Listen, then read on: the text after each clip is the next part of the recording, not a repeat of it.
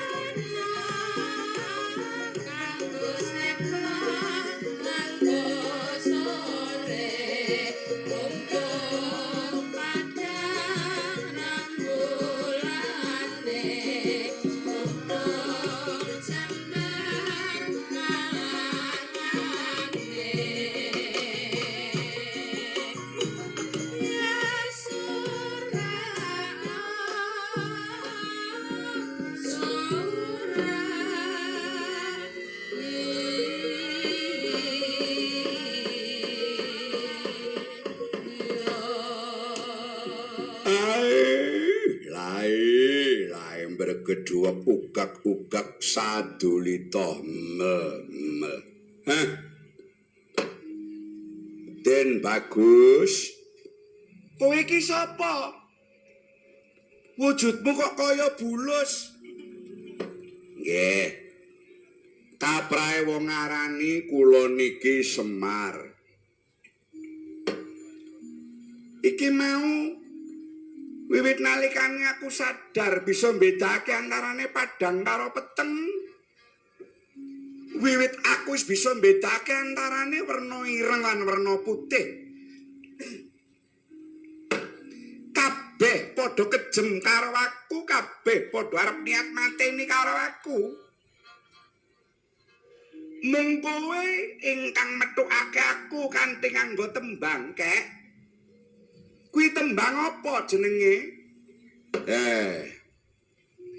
Budaya niku penting, Gus. Budaya kuwi apa? Budaya niku budidayaning manungsa. Miturut Profesor Dr. Kuncoro Ningrat, salah satu pilar kabudayan niku kesenian. Wong pinter saking arah kilen menika nyebataken menawi politik menika kotor, seni yang akan membersihkannya.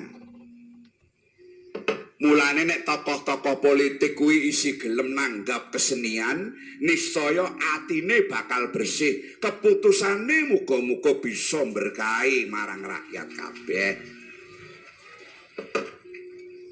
Karana awit aning wetengan diwacakake maulud dibak, maulud barsanji, niku nggih kesenian.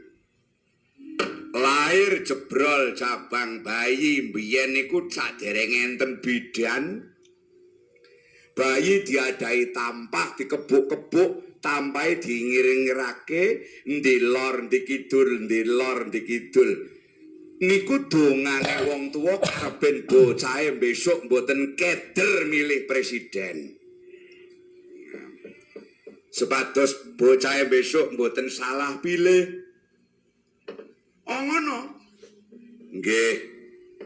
Lah niku wiwit saka cilik nganti tekan TK, nganti tekan napa mawon diajari kanggo gawe nglembutake lan ngalusaken jiwa niku diajari kesenian. Niki jenenge tembang ilir-ilir. Tembang ilir-ilir, Kak. Nggih. Niki anggitanipun Sunan Ngampel sing dipopulerake kalian Kanjeng Sunan Kalijaga. Mau apa? Ilir-ilir, ilir-ilir. Tanduse susu ilir-ilir kipas angin ngono kuwi.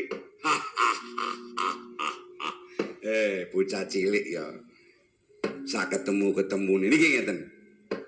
Lir-ilir niku tegese rakyat wong sing duweni agama, para pejabat ayo padha nglilir. Sebab sing paling berbahaya tumraping negara niku wong sing nyambut gawe ora nganggo pikiran, wong sing gunakake pikiran ning ora gelem nyambut gawe. Mulane kang ana kuwi werna loro. Yang diharapkan tidak ada, yang ada tidak diharapkan. Basa apa kuwi? Mangke kula sukani kamuse.